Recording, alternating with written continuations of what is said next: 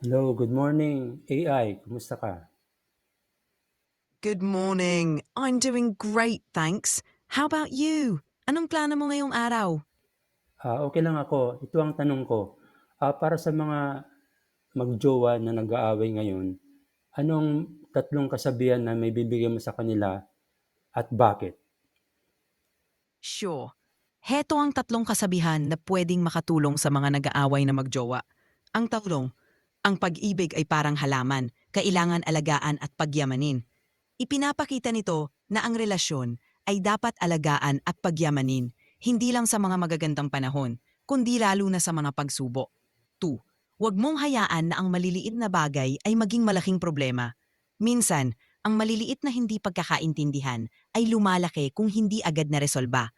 Mahalaga ang bukas na komunikasyon. 3. Ang tunay na pagmamahalan ay walang kondisyon. Mahalaga na tanggapin ang isa't isa ng buo at walang pag-aalinlangan. Ang respeto at pag-intindi sa isa't isa ang susi para malampasan ang mga pagsubok. Sana mga tulong ang mga ito. Puwede ka ba magbigay ng mga example, real life example? Of course, heto ang mga halimbawa. 1. Ang pag-ibig ay parang halaman, kailangan alagaan at pagyamanin. Isipin mo si Juan at Maria, matagal na silang magkasama, pero dahil sa mga maliliit na problema, unti-unting lumamig ang kanilang relasyon. Pero nagdesisyon silang maglaan ng oras para mag-date ulit, mag-usap, at alagaan ang kanilang pagmamahalan, parang halaman na kailangan alagaan. 2. Huwag mong hayaan na ang maliliit na bagay ay maging malaking problema.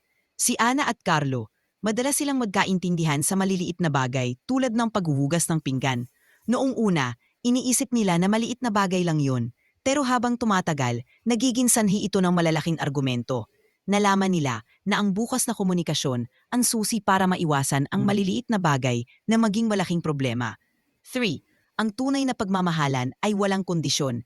Si Lisa at Miguel, kahit may mga pagkakaiba sila, natutunan nilang tanggapin ang isa't isa ng buong buo. Hindi sila naglalagay ng kondisyon sa kanilang pagmamahalan at sa ganitong paraan, mas lumalalim ang kanilang relasyon. Sana makatulong ang mga real-life examples na ito. Okey, salamat. Sigurado akong makakatulong 'yan sa mga mensahe na binahagi mo. Walang anuman, masaya akong makatulong. Kung may iba ka pang tanong o kailangan, nandito lang ako. Ingat ka lagi.